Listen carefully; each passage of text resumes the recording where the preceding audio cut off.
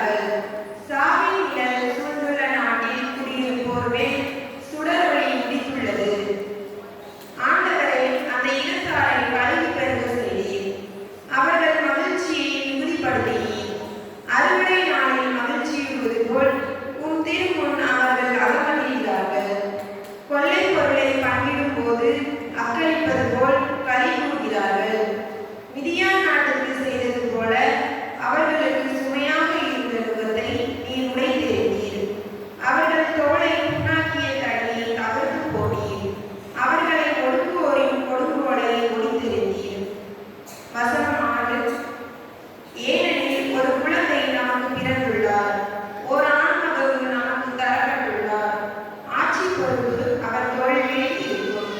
அவர் திருப்பெயரோ வியத்தகு ஆலோசகர், வலிமை மிகு இறைவன், என்றுமுள்ள தந்தை, அமைதியின் அரசர் என்று அழைக்கப்படும். அவரது ஆட்சியின் உயர்வுக்கும் அமைதி நிலவும் அவரது அரசின் வளர்ச்சிக்கும் முடிவு இராது. தாவீதின் அரியணையில் அமர்ந்து தாவீதின் அரசர் நிலைநாட்டுவார். இன்று முதல் என்றென்றும் நீதியோடும் நேர்மையோடும் ஆட்சி புரிந்து அதை நிலைபெயராது உறுதிப்படுத்துவார். படைகளின் ஆண்டவரது பெயர் வாரமும் இதை செய்து முடிக்கும். இது ஆண்டவர் வழங்கும் நல்வாக்கு.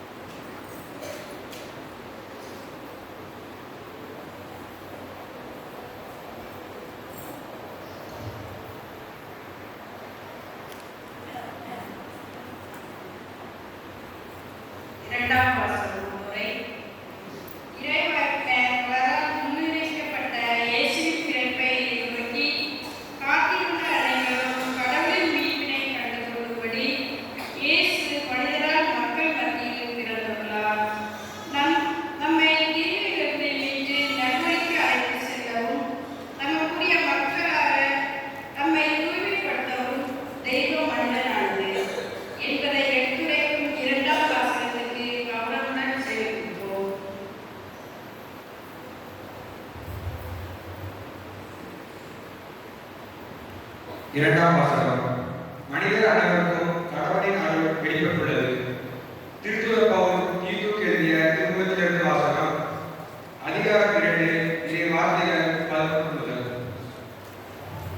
திருத்தூதர் பவுல் தீத்துக்கு எழுதிய திருமுகத்திலிருந்து வாசகம். அதிகாரம் 2 இறை வார்த்தைகள் 11 முதல்.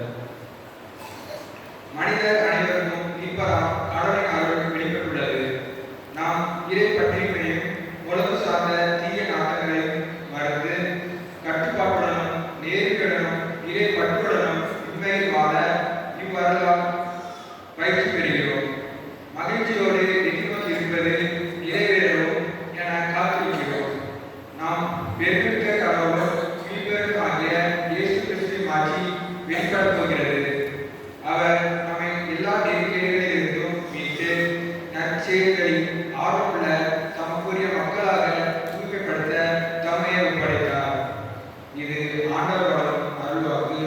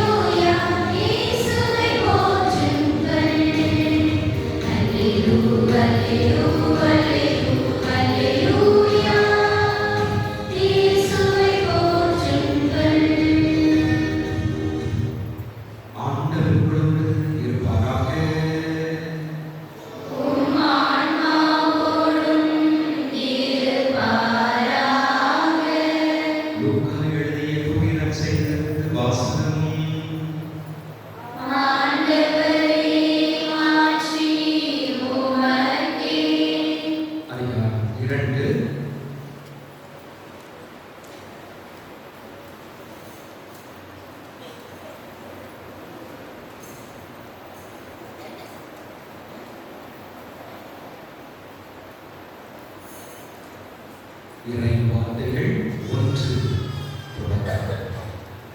அக்காலத்தில் அப்போஸ்தலர் சீசர் தம் பேரரசு முழுவதும் மக்கள் தொகையை கணக்கிடுமாறு கட்டளை பிறப்பித்தார். அதன்படி சிறிய நாட்டில் குரோனியூ என்பவர் ஆளுநராக இருந்தபோது முதலாக மக்கள் தொகை கணக்கிடப்பட்டது.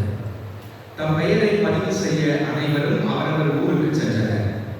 தாவீதின் வழிமரபரான யோசேப்பும் தமக்கு மன ஒப்பந்தமான மரியாவோடு பெயரை பதிவு செய்ய கலிலேயாவில் உள்ள நாசரேத்து ஊரில் இருந்த யூதேயாவில் உள்ள பெத்லகேம் என்ற தாவீதின் ஊருக்கு சென்றார். மரியா கருவுற்றிருந்தார். அவர்கள் அங்கு இருக்கும் பொழுது மரியாவுக்கு பேறுகாலம் வந்தது. மரியா தம் தலைமகனை பெற்றெடுத்தார். விடுதியில் அவர்களுக்கு இடம் கிடைக்கவில்லை. எனவே பிள்ளையை துணிகளில் குறித்து தீவன தொட்டியில் கிடத்தினர். அப்பொழுது அப்பகுதியில் உள்ள வயல்வெளியில் இடையர்கள் தங்கி இரவெல்லாம் தங்களின் இடையை காவல் காத்துக் கொண்டிருந்தார்கள். திடீரென்று ஆண்டவருடைய தூதர் அவர்கள் முன் வந்து நின்றபோது ஆண்டவரின் ஆட்சி அவர்களை சுற்றி ஒளிர்ந்தது. மிகுந்த அச்சம் அவர்களை ஆட்கொண்டது. வானதூதர் அவர்களிடம், அஞ்சாதீர்கள், இதோ எல்லா மக்களுக்கும் பெரும் மகிழ்ச்சியோடு நற்செய்தியை உங்களுக்கு அறிவிக்கிறேன். இன்று ஆண்டவராகிய மெசியா என்னும் மீட்பர் உங்களுக்காக தாவீதின் ஊரில் பிறந்திருக்கிறார். குழந்தையை துணிகளில் சுற்றி தீவன தொட்டியில் கிடத்திருப்பதை காண்பீர்கள். இதுவே உங்களுக்கு அடையாளம் என்றார்.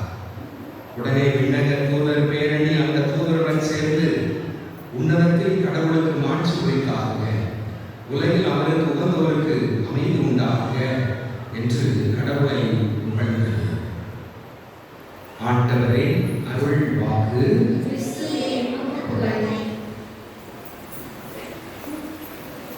இறையேசுவில் பிரியமான சகோதர சகோதரிகளே, எல்லாம் நல்லா இருக்கீங்களா? எல்லாம் மகிழ்ச்சியா இருக்கீங்களா? கிறிஸ்துமஸ் விழாவிலே குட்டி பாலன் இயேசு நமது உள்ளத்திலும் இல்லத்திலும் சிறப்பாக திறந்து நம்மை மகிழ்ச்சி கடலை ஆழ்த்த வேண்டும் என்று மன அமைதியோடு வாழ வேண்டும் என்று உள்ளதாக சொல்கிறோம். பெர்சியா நாட்டிலே உள்ள மாமன்னர் மாலை வேளையிலே தனது நாடுகளிலே உள்ள இடங்களுக்கு உலா வருவது வழக்கம்.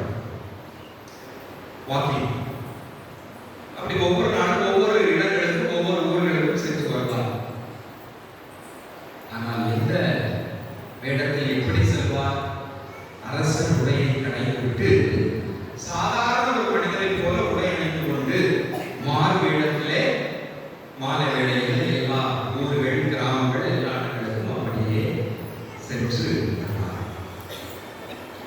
அப்படிதான் அப்படியே மக்கள் பேசிக்கிட்டு இருப்பாங்க. அந்த கூட்டத்தில் இவர் போய் நிற்பார், அவங்களோட சேர்ந்து பேச்சு கொடுப்பார்.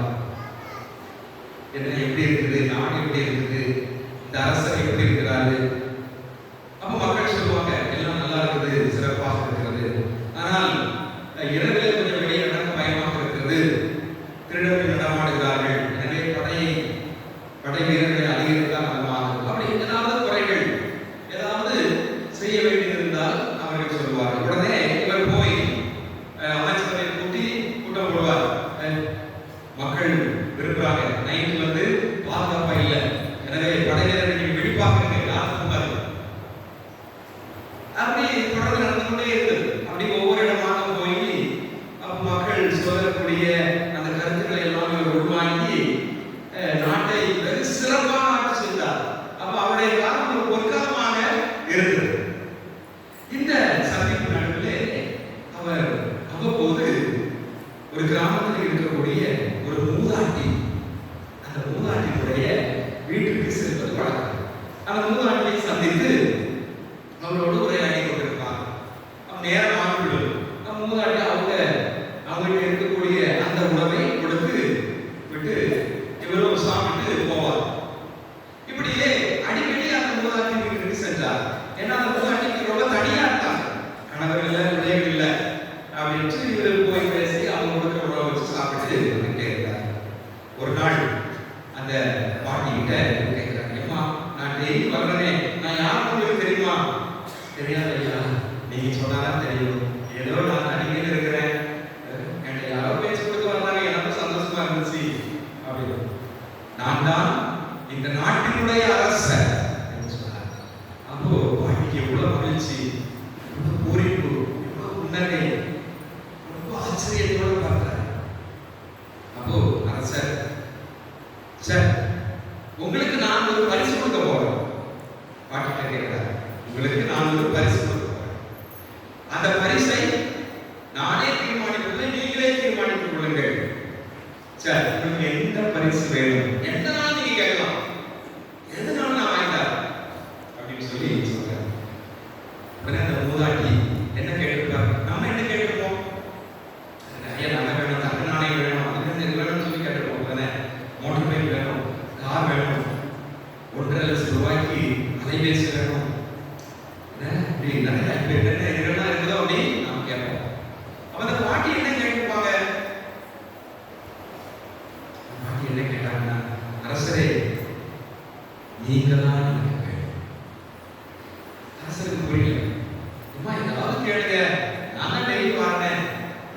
அதுதான் நீங்க டெய்லி வரீங்கல்ல, தினமும் வரீங்கல்ல, அதுதான் எனக்கு வேணும்.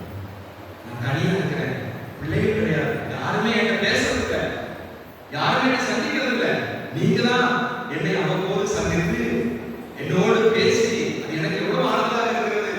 நான் கொடுக்குற அந்த எளிய உணவை சாப்பிட்டு போறீங்களே, இதை விட எனக்கு வேற என்ன வேணும் இந்த காலத்துல, இந்த வயசுல, எனவே நீங்களே எனக்கு போதும் என்று சொன்னார். இறைவன் நமக்கு கொடுத்த ஒரு மாபெரும் பரிசுதான் இந்த குழந்தை இயேசு. இந்த இயேசு கிறிஸ்து குட்டி பாலன். உலகத்தில் வேற எதுவும் வேண்டாம், பொருட்கள் எல்லாவற்றுக்கும் அதையெல்லாம் ஈடு இணையில்லாதது இந்த பாலன் இயேசு.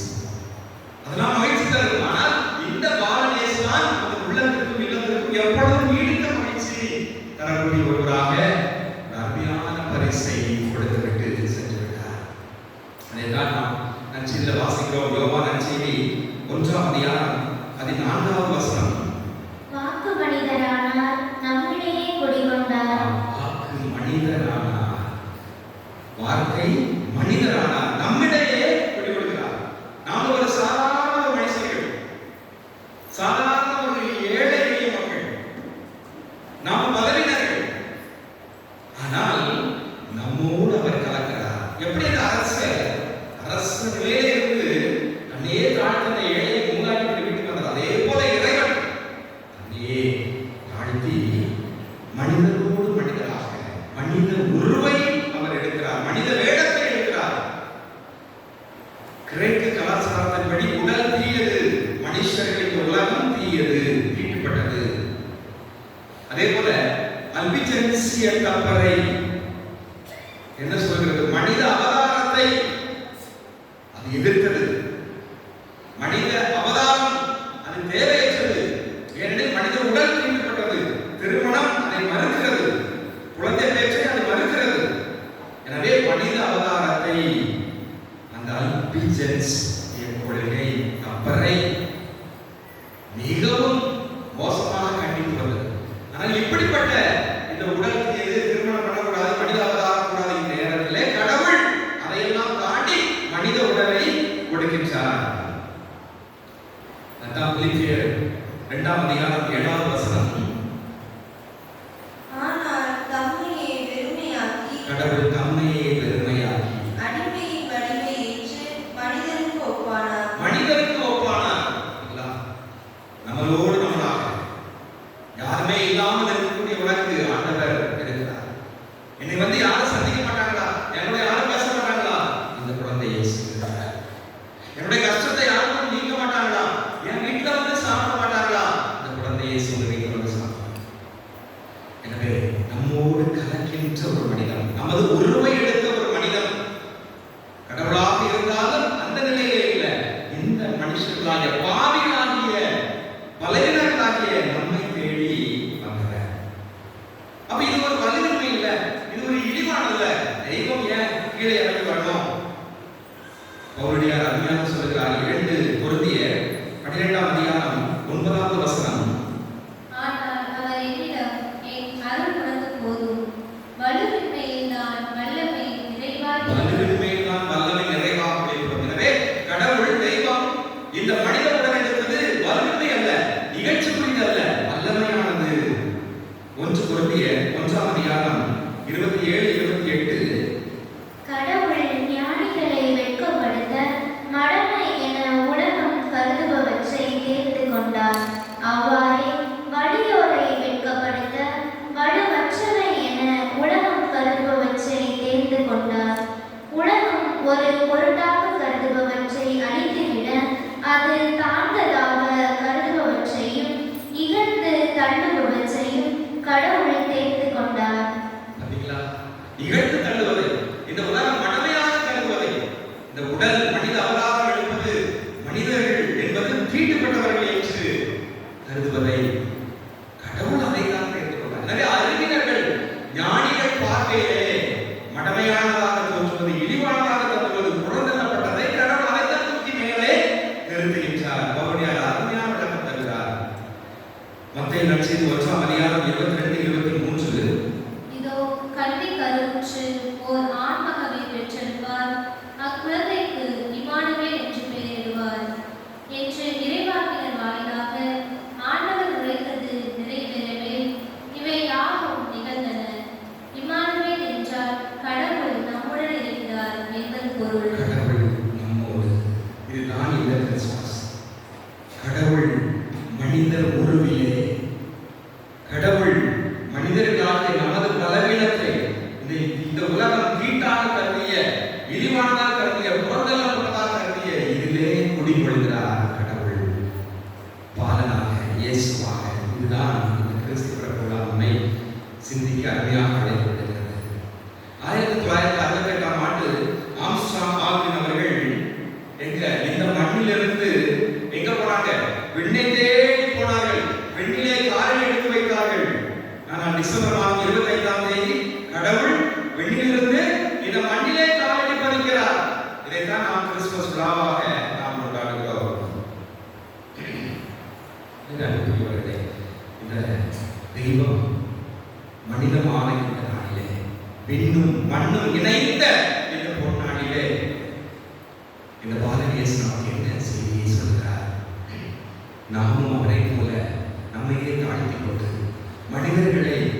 மனிதர்களோடு மனிதர்களாக அவர்களை வேறுபடுத்தி பார்க்காமல் மனிதர்களோடு கலந்து அவர்களோடு இருந்து அன்பு செய்து நாம் ஒரு புது பொலிவோடு இருக்க உணர்த்துவதுதான் இந்த கிறிஸ்து பிறப்புடா.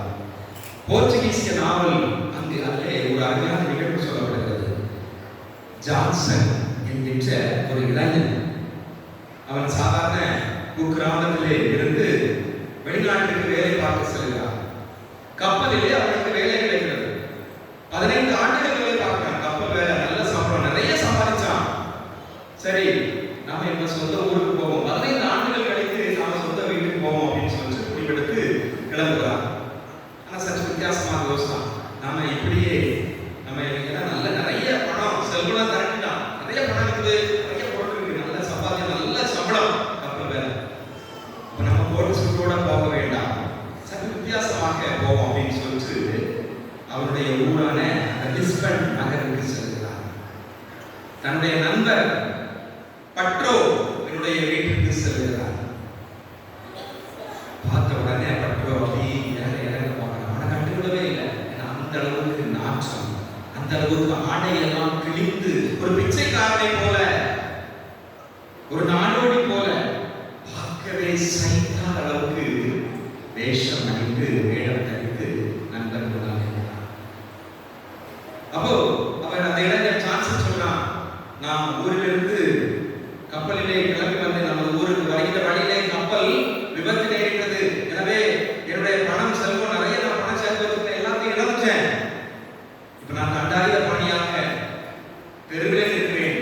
நண்பா, உன் வீட்டுல எனக்கு இடம் தருவியா? நண்பன் என்ன சொன்னா, என் வீட்டுல இடம், என் பிள்ளைங்களா இருக்குது, பெரியவங்களா இருக்குது, இதுல போயிட்டு வா. புரட்டப்பட்டான் ஜான்சன். தனது சொந்த வீட்டுக்கு போகிறான். எல்லா பிள்ளைகள் எல்லாம் பெருசா வளர்ந்தாச்சு. எல்லாம் ஏற பார்க்கிறேன், என்ன பிச்சைக்காரனா என்று ஓடுகிறார்கள். நான் தான் அவங்க வீட்டு பிள்ளை. வீட்டு பிள்ளையா என்ன இருக்கிற என் பிள்ளைலாம் அப்படி இருக்க மாட்டான். என் பிள்ளை வெளிநாட்டுல கப்பல வேலை பார்க்கலாம், ஆடம்பரமாக இருப்பான். நீ ஒரு பிச்சைக்காரன், நீ உடனே நான் பார்க்கல, தோற்போ. சொந்த வீட்டை விட்டு விரட்டப்படுகிறான். அடுத்து தனது உறவினர்கள் வீட்டுக்கு செல்கிறான். அங்கும் இதே கதிதான், இடமில்லை, வீட்டில் தங்கல்ல, விரட்டி அடிக்கப்பட்டான். இது அவன் இப்படி மக்கள் பார்க்கிறாங்க அப்படிங்கிறதுக்காக. அது பிறகு அவன் அந்த ஊரிலே, தன் சொந்த ஊரிலே அவனுக்கு நிறைய பணம் இருக்கிறது, பொருள் இருக்கிறது, 15 வருஷம் உழைச்சதுனால அவ்வளவு வச்சு வீடு கட்டுகிறான். அருமையான ஒரு வீடு, நல்ல ஒரு மாடியை போல எல்லா வசதிகளையும் கொண்ட அருமையான வீடாக அந்த ஊரிலே அந்த வீடு தான் முதன்மையான வீடாக இருந்தது. வீடு புதிதாக புதுமனை புதுவளாக நடக்கிறது. நல்ல அலங்காரங்கள், வண்ண விளக்குகள், ஜோடனைகள். ஊரில் உள்ள எல்லாரும் வர்றாங்க. என்னுடைய நண்பர்கள், நம்முடைய வீட்டை சார்ந்த உறவினர்கள் யார் துரத்தினார்களோ அவர்கள் வருகிறார்கள். ஒரு காலத்தில் அவனை பிச்சைக்காரன் அவ்வளவு மதிக்கல, ஆனால் இப்பொழுது எல்லாருமே வந்தாங்க, எல்லாருமே வந்தாங்க. அப்பதான் அவன் சொல்கிறான், நான் தான் உங்களால் விரட்டி அடிக்கப்பட்ட ஜான்சன். அன்புக்குரியவர்களே, மனிதர்கள் நாம் முகத்தை பார்த்து எடை போடுகிறோம். மற்றவர்கள் வைத்திருக்கின்ற பொருட்கள், செல்வங்கள், அதை பார்த்து எடை போடுகிறோம், வேறுபடுத்தி பார்க்கிறோம். ஆனால் இந்த தெய்வம் நாம் எவ்வளவு ஏழையாக இருந்தாலும், எவ்வளவு வல்லற்றவர்களாக இருந்தாலும், எவ்வளவு பாவிகளாக இருந்தாலும் நம்மை தேடி வந்ததே, நம்மோடு குடிகொண்டதே, நம்மோடு நட்பை ஏற்படுத்திக் கொண்டதே. ஆனால் இந்த சமூகம், நாம் ஏன் என்னோடு வாழ்ந்த சகோதர சகோதரிகளுக்கு இறங்கி வந்து என்னையே தாழ்த்தி கொண்டு, ஏழையாக இருந்தாலும், ஒன்றுமில்லாதவனாக இருந்தாலும், பாவியாக இருந்தாலும் நான் அவனோடு நட்பை ஏற்படுத்திக் கொள்கிறேனா? அதைத்தான் இந்த கிறிஸ்துமஸ் விழா நமக்கு சொல்லி காட்டுகிறார்.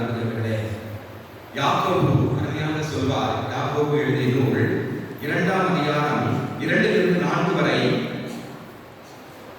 பொன் மோதிரமும் பளபளப்பான ஆடையும் அணிந்த ஒருவரும், அழுக்கு கட்டை அணிந்த ஏழை ஒருவரும் உங்கள் தொழுகை கூடத்தினுள் வருகிறார்கள் என வைத்துக் கொள்ளுங்கள். அப்பொழுது நீங்கள் பளபளப்பான ஆடை அணிந்தவர் மீது தனி கவனம் செலுத்தி அவரை பார்த்து, தயவு செய்து இங்கே அமருங்கள் என்று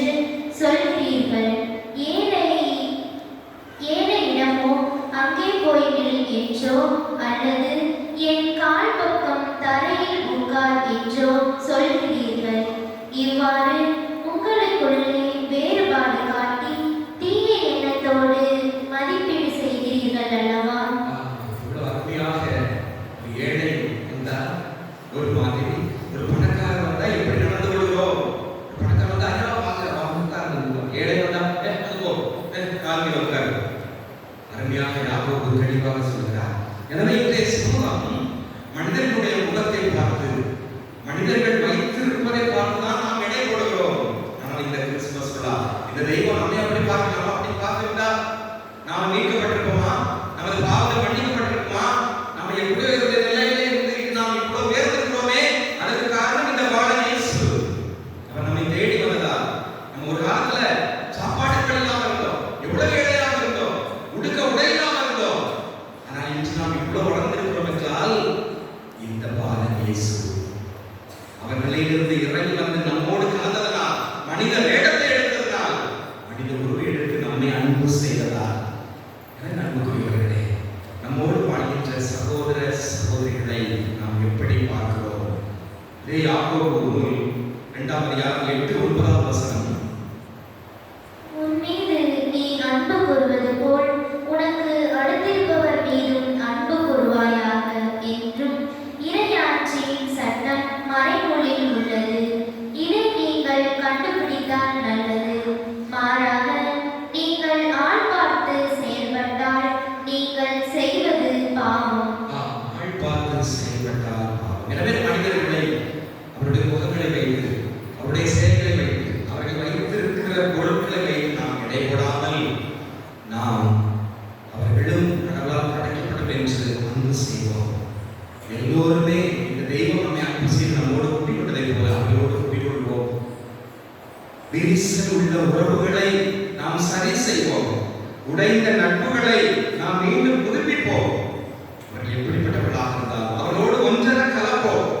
நமக்கு எதிராக தீமை செய்தவர்களாக இருக்க நமது எதிரிகளை கூட நாம் மன்னிப்போம், ஏற்றுக்கொள்வோம். குடும்பத்திலே, உறவினர்களிலே, கூட பிறந்த உறவினர், அண்ணன் தம்பி, சகோதர சகோதரிகளே, நமக்குள்ள விரிசல்களை, இந்த உறவு விரிசல்களை, உடைந்து போன உறவுகளை சரிப்படுத்தி இந்த கிறிஸ்துமஸ் விழாவிலே நாம் ஒரு தூயவர்களாக, ஒரு புதிய உறவின் தம்பதியர்களாக, ஒரு உறவின் உச்சகட்டமாக நாம் மாறுவோம். இந்த பாலனேச நமக்கு ஆசீர்வாத வல்லமையும் சிறப்பாக வழங்குவார். அதற்கு தேவையான வரவேற்று நாம் வழிபாட்டை பங்கெடுப்போம். ஆமென்.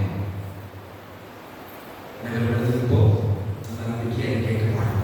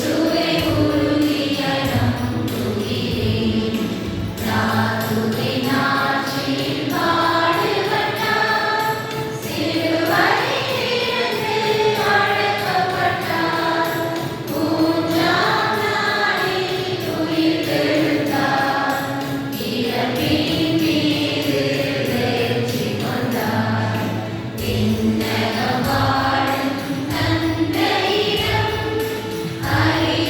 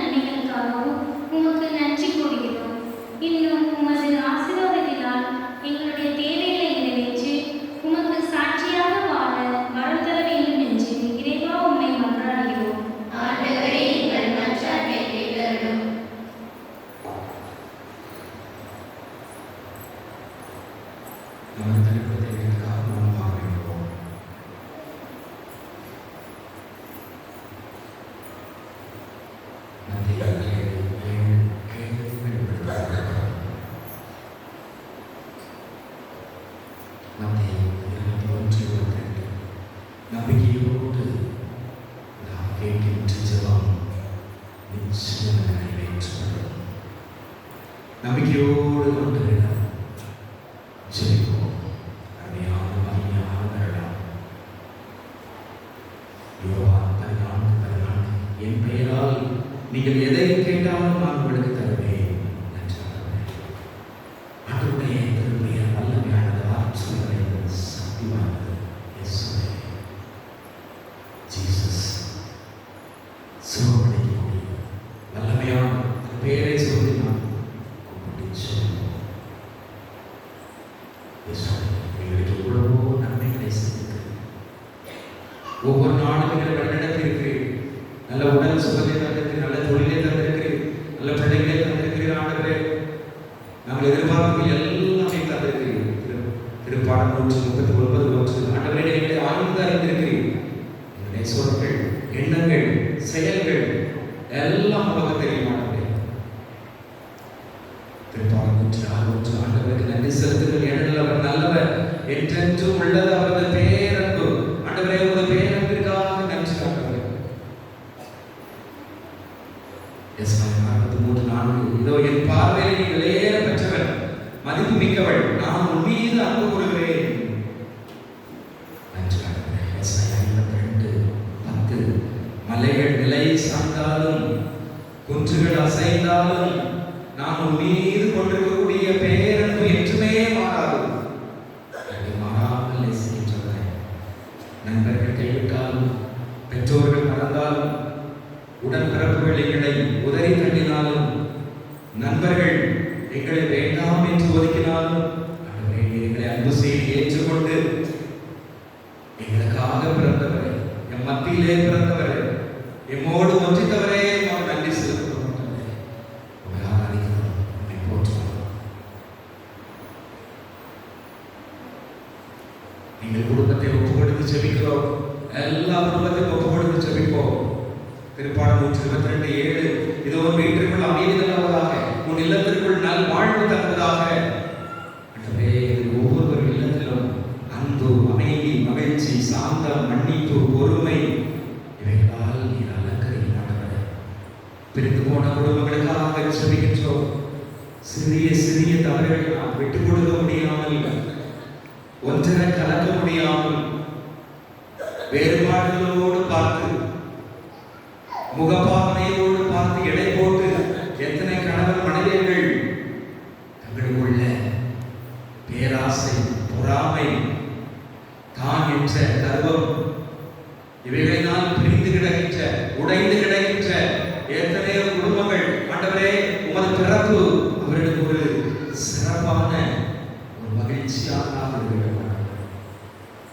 ஒருவர் புரிந்து கொண்டு ஏற்றுக்கொண்டு மன்னித்து எல்லா பிரிந்து போன குடும்பங்களையும் ஒன்று சேர்ப்பார்கள். ஒரு வார்த்தை அவர்களே இருப்பதாக அவர்களுக்காக புரிந்து நிலையை விட்டுக் கொடுக்கக்கூடிய, இறங்கி வரக்கூடிய தாழ்ச்சி என்கின்ற பண்பை அவர்களுக்கு கொடுத்து உறவை புதுப்பித்தருமார்கள். பெற்றோர் பிள்ளைகளுக்கிடையே, பெற்றோர் கணவன் மனைவி பெரியவர்களுக்கிடையே நல்லுறவை தாழ்மார்கள். எங்கள் குடும்பங்களை எல்லாம் ஆசீர்வதியும். நல்ல உடல் ஆன்ம சுகத்திற்காக ஜெபிக்கின்றோம். உச்சந்தலைவரை உள்ளங்கால் வரை இருக்கின்ற ஒவ்வொரு பிடிகள், வியாதிகள், உபாதைகள், வலிகள், வேதனைகள், மருத்துவமனைகளை சிகிச்சை பெற்றுக் கொண்டிருக்கக்கூடியவர் ஒவ்வொருவர்களுக்காக ஜெபிக்கிறோம். இயேசுவின் ஒரு வார்த்தையால் சுகமானார். மத்தேயு 8:8 ஒரு வார்த்தை சொன்ன ஊழியன் சுகம் பெறுவான். சாலமோன் 16:12 பச்சளையோ கழிவோ அவர்களுக்கு நலமளிப்பதில்லை, ஆண்டவருடைய வார்த்தை சொல்லே அவர்களுக்கு நலமளித்தது. ஆண்டவரே, ஒரு வார்த்தை சொன்ன ஊழியன் சுகம். உமது வார்த்தையால் எங்களுக்கு நலமளியும். ஆண்டவரே, ஒரு வார்த்தை ஆற்றல் வல்லமையானது. 3 யோவான் 1:2 நீ எல்லாவற்றிலும் உடல் ஆன்ம சுகத்தோடு வாழ்ந்து நலமாக இருப்பதை உனக்காக வேண்டுகிறேன். எத்தனையோ மருத்துவர்கள், எத்தனையோ மருத்துவமனைகளை நாடி சென்றாலும் தீராத வியாதிகள் எங்களோடு இருக்கிறதே, இந்த வியாதி என்னை விட்டு நீங்காதா என்று ஏங்குகின்ற ஒவ்வொரு பிள்ளைகள், தலை சம்பந்தமான வியாதிகள், தலைவலி, தீராத தலைவலி, சிந்தனை கோளாறுகள், கண் சம்பந்தமான, முகம் சம்பந்தமான, வாய் சம்பந்தமான, மூக்கு சம்பந்தமான, கழுத்து, உடல் பகுதி, உடலிலே மையப்பகுதி, வயிறு, நெஞ்சு, கை, கால்கள், எவ்வளவு மருந்துகள், எவ்வளவு மருத்துவர்களை தேடி சென்றாலும் எங்களுக்கு சுகம் கிடைப்பதில்லை. ஆண்டவரே, உம்மால் மட்டும் முடியும். நீர்தான் நிரந்தர மருத்துவர், நீர்தான் நிரந்தரமாக ஒரு வார்த்தை ஒன்றே போதும். ஆண்டவரே, எங்களுக்கு சுகம் தாரும். நன்றி, சுகம் தந்ததற்காக நன்றி, ஒரு அன்பான வார்த்தைக்காக நன்றி. என் விடையே குடிக்கொண்டிருக்கிறேன், என்னோடு ஒன்றரை கலந்திருக்கிறேன். நன்றி ஆண்டவரே. நல்ல தொழில் முன்னேற்றத்திற்காக ஜெபிக்கிறோம். இணைச்சட்டம் 15:10 நீ கையிடும் எல்லா வேலைகளையும், பணிகளையும், முயற்சிகளையும் ஆண்டவர் ஆசீர்வதிப்பாராக. தொழிலில் பின்னடைவு, தோல்வி, வேலையில்லா திண்டாட்டம், போதிய வருமானமின்மை. யோசுவா 1:8-9 நீ செல்லும் இடமெல்லாம் நலம் பெறுவாய், வெற்றி காண்பாய், நான் என்று உன்னோடு இருப்பேன். நல்ல தொழில் முன்னேற்றத்தார் இங்கே இருப்பவர்களே, வெளியூரில் இருக்கக்கூடிய மூர் வாழ் மக்கள் அனைவரையும் ஆசீர்வதித்து நல்ல தொழில் முன்னேற்றத்தை வளமையும் செலுத்தியிருந்தார்.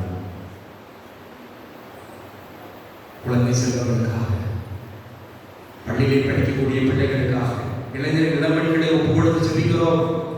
லூக்கா 2:40 குழந்தை எல்லாவற்றையும் வளர்ந்து அறிவிலும் ஞானத்தில் வளர்ந்து உமக்கு உகந்ததாக இருந்தது. அதே போல உமக்கு உகந்ததாக உங்களுடைய பிள்ளைகள் இளைஞர்களை மாற்றி வருவார்கள். அவருடைய எதிர்காலத்தை ஆசீர்வதியும், கல்வி வளர்ச்சிகளை ஆசீர்வதியும், உயர் கல்வி வளர்ச்சிகள், திருமண வரங்கள், எதிர்கால வாய்ப்புகள், வேலை வாய்ப்புகள் அனைவரும் ஆசீர்வாதம் இருக்க வேண்டும் என்று சொல்கிறோம். பேசுவதற்காக குழந்தை செல்வம் இல்லாதவர்களுக்கு நல்ல குழந்தை செல்வத்தை தாரும். எத்தனையோ பேர்களுக்கு குழந்தை செல்வத்தை தந்திருக்கிறீர் ஆண்டவர்.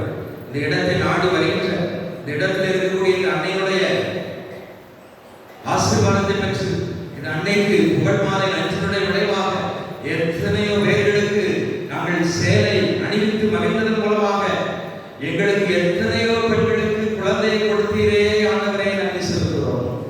ஒரு தாய், நல்லமையான தாய், மகிமையான தாய், அன்பின் தாயாக இருந்து இந்த ஊரில் உள்ள, இந்த ஊரிலே சுற்றியுள்ள ஒவ்வொருவருக்கும் குழந்தை இல்லாமல் எங்கே ஒவ்வொருவருக்கும் குழந்தை செல்வம் கண்டதற்காக நன்றி ஆண்டவரே. தொடர்ந்து இந்த ஊரில் இருக்கக்கூடிய பிள்ளைகள் குழந்தை செல்வம் இல்லாமல் இருக்கக்கூடியவர்களுக்கு நல்ல குழந்தை பாக்கியத்தை தாரும் ஆண்டவரே. திருப்பாடல் 24 ஒரு மனம் விரும்புவதை ஆண்டவர் உனக்கு தந்தருவார். நன்றி ஆண்டவரே. நல்ல திருமண வரன்களை தாரும். முதியவர்கள், பெரியவர்கள் எல்லோரையும் ஒப்பு கொடுத்து செபிக்கிறோம் ஆண்டவரே. இதே அவர்களோடு வழிநடத்தினார். திருப்பாடல் 23:1 என் ஆயின் ஆண்டவர் எனக்கு என்ன குறையும், பசும்பு மேய்ச்சலை இளைப்பாற செய்கிறார். முதியவர்கள் ஒவ்வொருவர்களுக்கும் குறையாக ஆண்டவரை நீர்தான் நிறைவு. நீர் எங்களோடு இருக்கும் பொழுது ஆயிரம் எங்களுக்கு குறையில்லை, நிறைவாக எங்களோடு பேசியதற்காக நன்றி. எங்களுக்காக பிறந்தவரை நன்றி ஆண்டவரே. இந்த மன்றாட்டுகள் எல்லாம் எங்கள் ஆண்டவராகிய கிறிஸ்துவினால் மன்றாடுகிறோம்.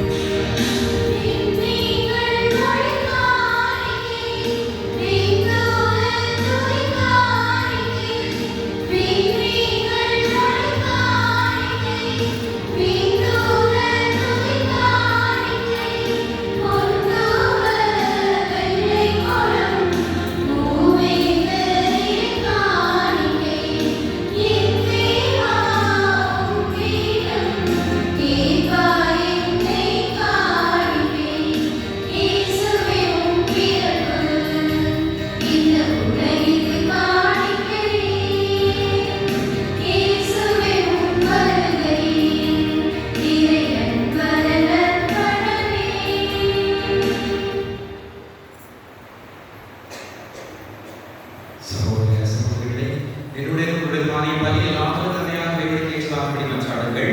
ஆண்டவர் தம் திருப்பெயரின் புகழ்ச்சிக்காகவும் மாட்சிக்காகவும் நமது நன்மைக்காகவும் புனித திரு அவையின் அனைத்து நலன்களுக்காகவும் உமது கையிலிருந்து பலியை ஏற்றுக்கொள்வாராக. ஆண்டவரே, இன்றைய பெருவிழாவின் காணிக்கையிலிருந்து வெளிப்படும் உமது மன்னிப்பு எம்மை உம்மோடு ஒப்புரவாக்கி முழுமையான இறை வழிபாட்டிற்கு எங்களை இட்டுச் செல்வதாக. எனவே காணிக்கும் வகையை கூடாது செய்கிறார் எங்கள் ஆண்டவராகிய கிறிஸ்து வழியாக மன்றாடுகிறோம். ஆண்டவர் உங்களோடு இருப்பாராக.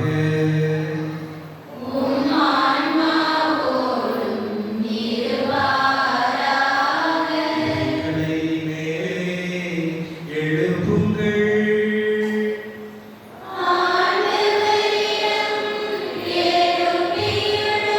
ஆண்டவராகிய ஆண்டவருக்கு நன்றி கூறுவோம்.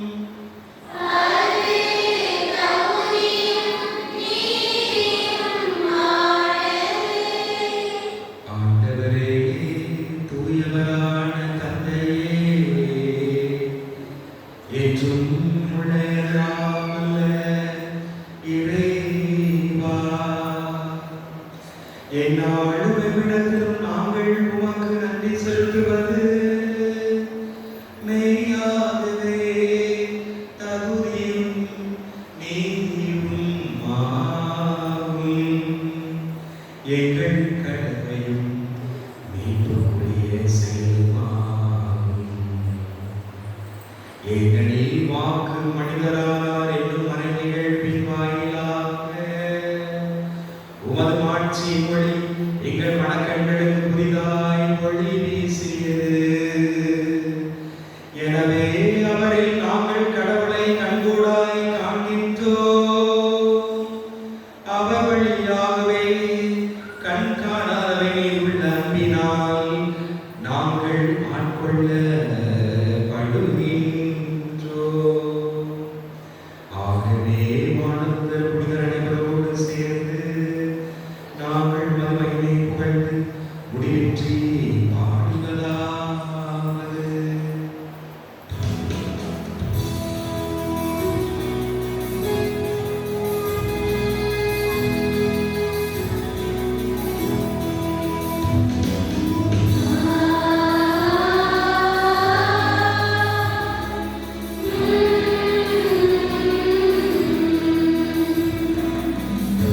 தூயவர், தூயவர்,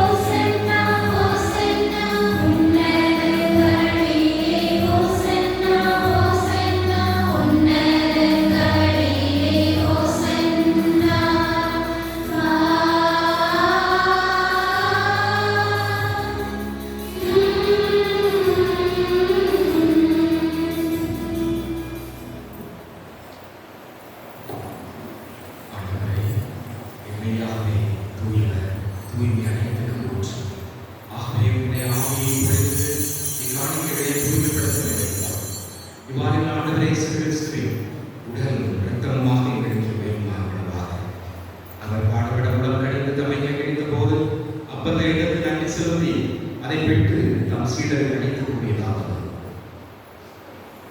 அனைவரும் இதிலிருந்து பெற்று உண்ணுங்கள், ஏனெனில் உங்களுக்காக கையளிக்கப்படும் என் உடல்.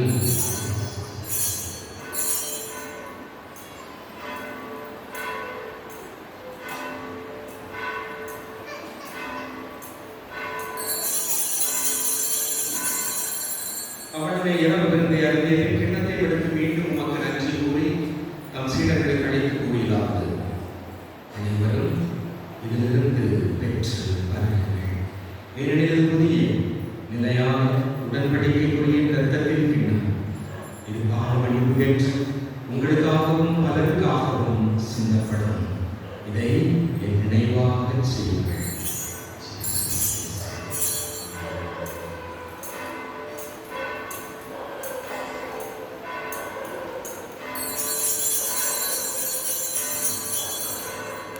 நம்பிக்கையின் மறைபொருள்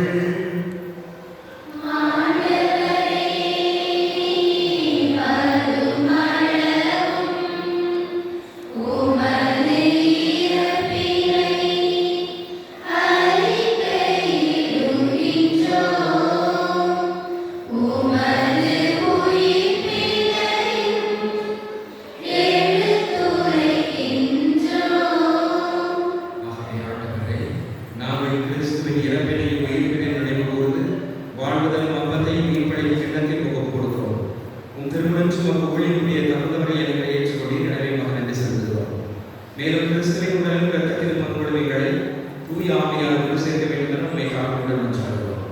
ஆண்டவரே, உலகத்து பரவியிருக்கிறது அவை நினைவுகளும் எங்கள் திருத்தந்தை பிரான்சிஸ் ஆகிய ஸ்டீபன் எல்லா திருவினைகளாக அனைவரோடும் ஒரு திரு அவை அன்பில் நிறைவேற செய்தது.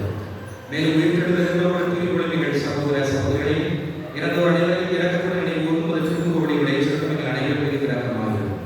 கடவுளின் கண்டித்தாயான மரியா, அவருடைய கணவரான புனித யோசேப்பு, புனித திருத்தூதர்கள், எங்கள் பாதுகாவலர்கள் புனித ஞான பிரகாசியா, அந்தோனியா, சாமிநாதர், தூய அண்ணம்மாள், உமா மற்றும் இவ்வுலகின் ஒவ்வொருவராக இருந்தோர் ஆகிய புனிதர் அனைவருடன் நாங்கள் நிலை வாழ்வில் நம்மளுடன் கல்வி பெற்று திருமண வழியாக பொழுதைத்து வரவல்ல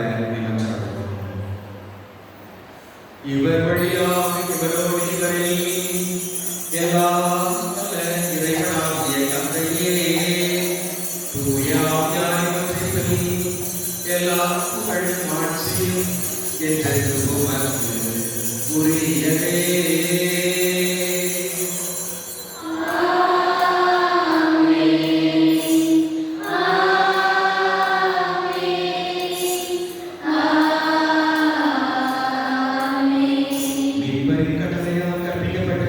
இறைப்பணியினால் பயிற்சி பெற்ற நாம் புரிந்து பாடுவோம்.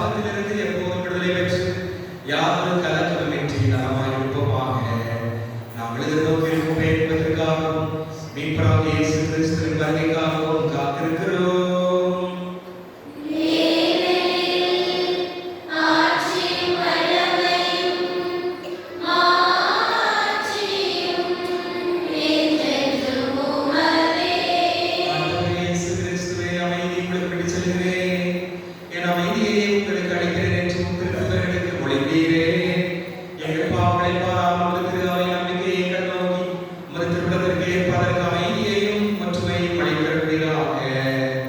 என்றென்று வாழ்ந்து ஆட்சி செய்கிறவர் நீரே.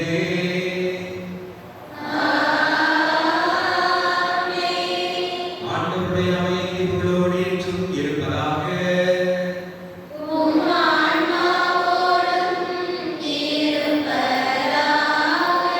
ஒருவருக்கொருவர் அமைதியை பகிர்ந்து கொள்வோம்.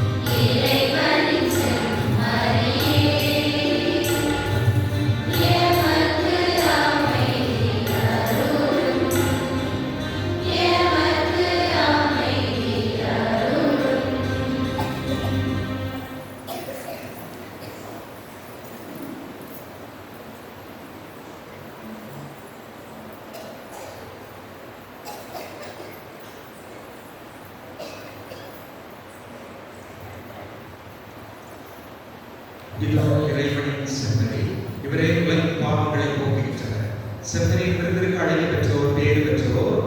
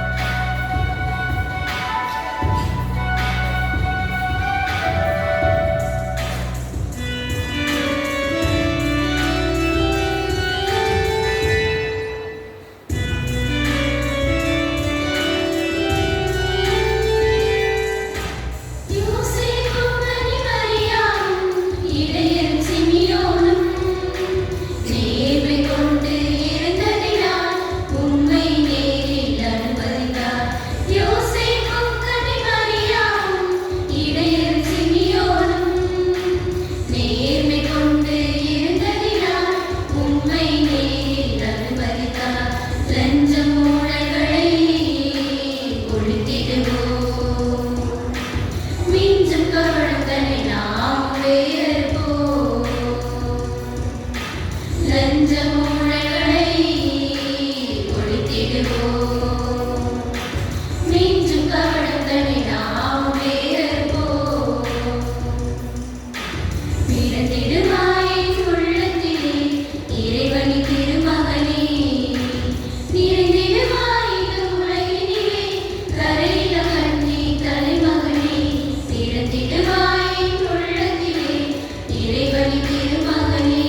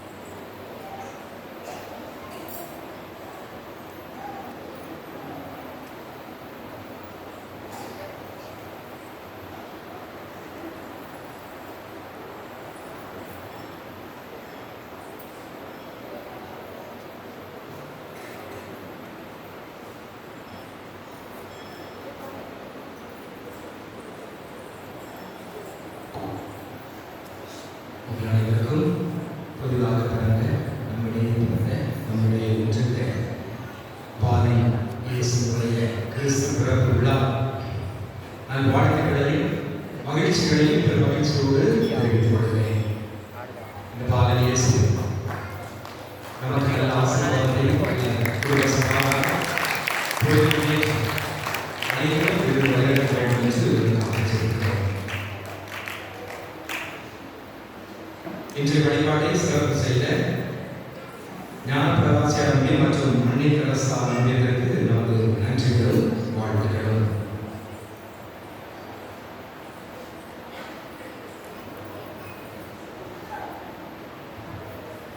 அன்புக்குரியவர்களே, தினசரி வாசக குறிப்பேட்டு தேவைப்படுகிறவர்கள் நீங்கள் பெற்றுக்கொள்ளலாம்.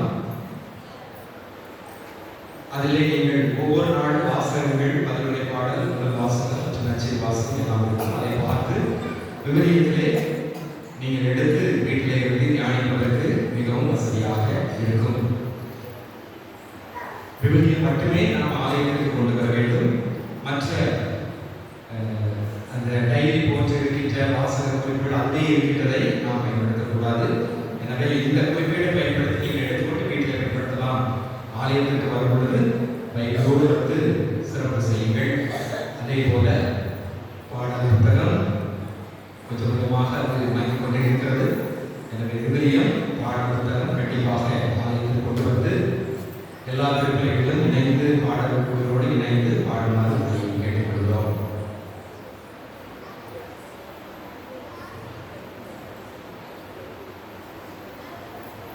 அனைவரும் எழுந்திருப்போம்.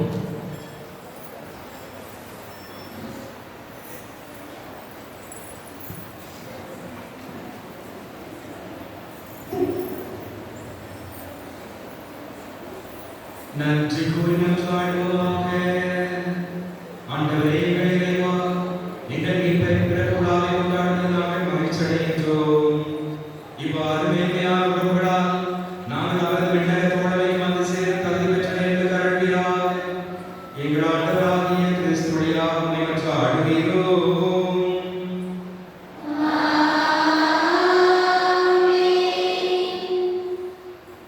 பாலனை சிறப்பு ஆசீர்வாத தலைவனை கேட்போம்.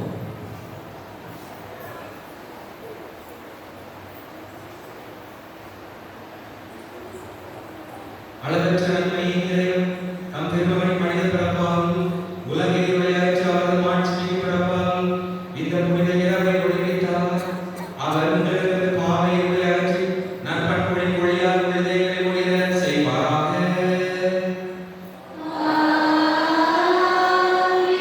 அவர் மீட்பெரும் பிறப்பின் பெரும் மகிழ்ச்சியுடன் நற்செய்திகளை எங்களுக்கு தம்மானது வழியாக அறிவித்த திருமணம் கொண்ட இறைவன் உங்கள் மனங்களை மகிழ்ச்சியால் நிரப்பி தம் நற்செய்தியின் அறிவிப்பாளர்களாக உங்களை விளங்க செய்வாராக. அவரது பிறப்பால் விண்ணகத்தோடு மண்டலத்தை இணைத்த இறைவன் உங்களை தம் அமைதி நல்லவன் என்னும் குடையால் நிரப்பி விண்ணகத்தில் அமைதியை பங்கு பெற செய்வாராக. எல்லாம் வல்ல இறைவன்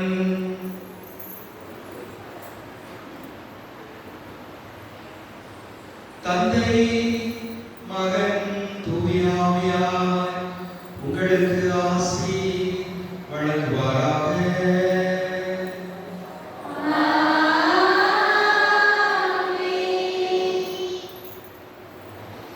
சென்று வாருங்கள், திருப்பலி நிறைவேற்று.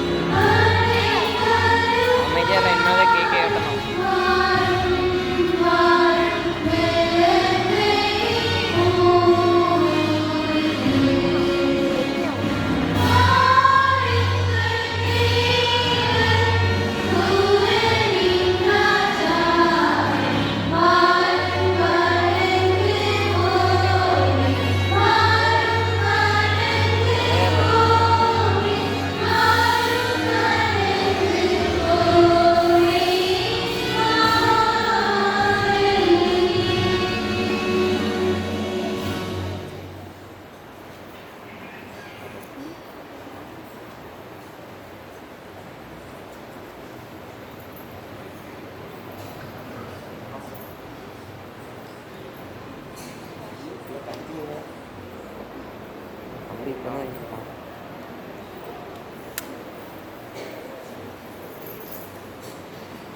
கட்டி வச்சு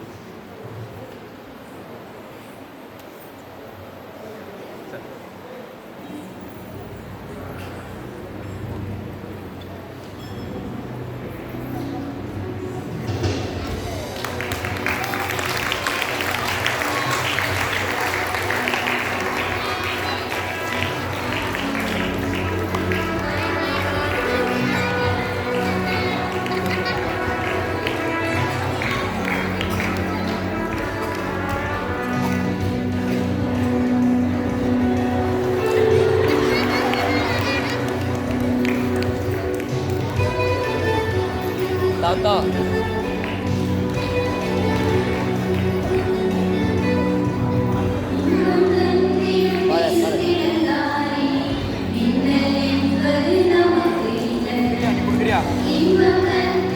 Kan dari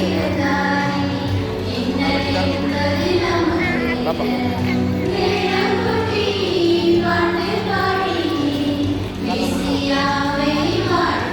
Bapak.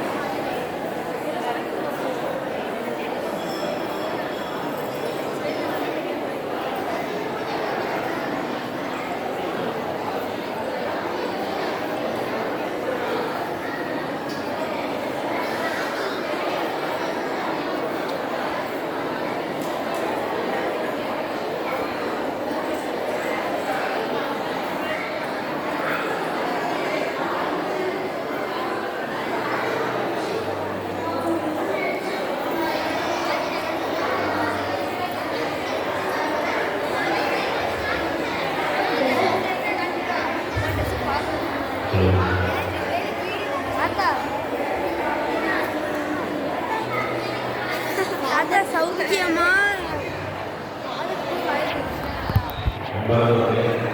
கிறிஸ்மஸ்